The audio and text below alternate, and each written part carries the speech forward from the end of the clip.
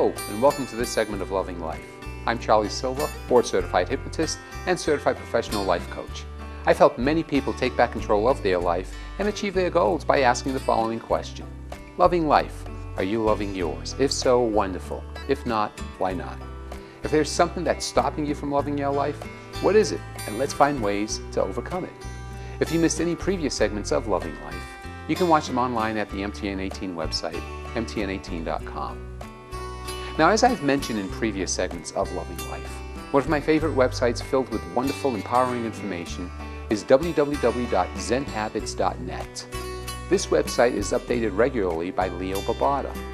Leo is a blogger and author who created Zen Habits and wrote the best-selling books Focus, The Power of Less, and Zen to Done. He's a former journalist and started Zen Habits to chronicle and share what he's learned while changing a number of habits that he considered negative. Habits such as smoking, overeating, and procrastinating. Now, at one point in his life, Leo felt completely overwhelmed by all of his negative habits. Well, I believe one of the top reasons many people stay trapped in negativity and fail to create the happiness they truly desire is simply because they just feel overwhelmed. Maybe you do too. We're overwhelmed with emails, overwhelmed with bills, overwhelmed with our negative thoughts, overwhelmed with feeling overwhelmed. So a big reason we stay stuck in negativity is we're always jumping from one thing to the next and spinning our wheels. And that's why many of us never get the deep and profound results we want from our attempts at experiencing inner peace. I believe the secret to making real and lasting progress in any area of life is to find one core level practice or path that works for you, and then see it through. In other words, go deep. Don't be the proverbial jack of all trades. Find one core level path that resonates with you and choose to see it through. Choose to really master it. You see, any transformational practice that really works, whether it be mindfulness, meditation, EFT, self-hypnosis, or anything else, it works because of the same essential principles. And so, no matter which particular path you choose in life, the very best thing you can do is ensure you're focusing on these. Find the one that works for you and focus on it. Now, in this segment of Loving Life, we'll focus on what Leo describes as ways to become more mindful in your life. So what exactly is mindfulness? Well, according to Leo, mindfulness is a bit of a buzzword these days, and it can mean a lot of things. To him, the word mindfulness simply means paying attention. How is that different than any other time in our lives? Don't we pay attention most of the time? Well, it turns out that most of the time, we're only partly paying attention. And that's something you discover when you actually practice mindfulness. So as you're listening to me describe mindfulness, you might be paying attention to the words, but your mind also tends to wander and think about other things. Things you have to do later on, things you're worried about, a conversation that happened to you recently. It's something that happens all the time, and it can be challenging to avoid. As you walk down the street or spend time with another person, you often aren't fully paying attention. You don't notice the blossom on the ground in front of you, or how the light breeze feels on your arms, or how the person you're with seems to be struggling with something. Maybe you'll notice some of that, but your mind is also elsewhere. So mindfulness is about putting our attention on what's going on in the present moment. There's a lot going on in the present moment, though, and you can't pay attention to all of it all the time.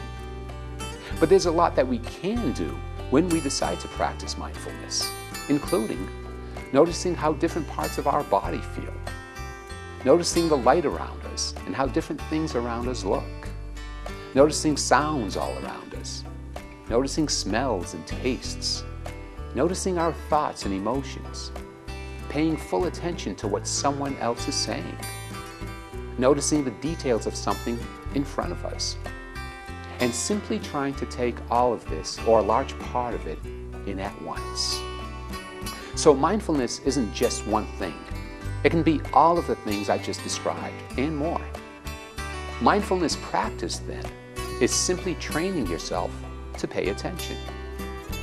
Now, our attention tends to jump around randomly, but being able to place our attention on something in particular and hold it there is useful. And seeing that our attention is wandering is also useful. Mindfulness is not about clearing your mind of all thoughts or achieving nirvana. It's simply about learning to pay attention. It's also about learning the practice of non-judgmental noticing. If we pay attention to someone in front of us, or a bug crawling on the ground, or our feelings as they arise, there's often not just the noticing of these things, but a judgment of them.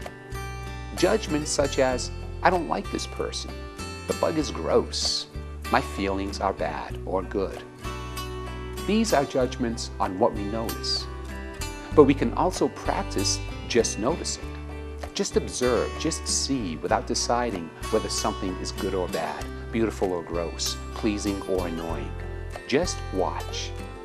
In this way, we can non-judgmentally notice sensations around us, our emotions, our thoughts, our body, and everything else. Now, there are different thoughts and ideas about what this practice is. So let's clear up a few misconceptions about mindfulness. And here are some things that mindfulness is not. It isn't a religion.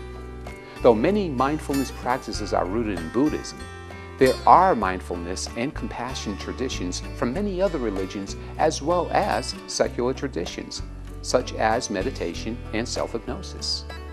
And the fact remains that no matter where mindfulness comes from, you don't need to believe in any God or afterlife or mystical phenomena other than what we already know about the mind and body through science. Mindfulness isn't all about me.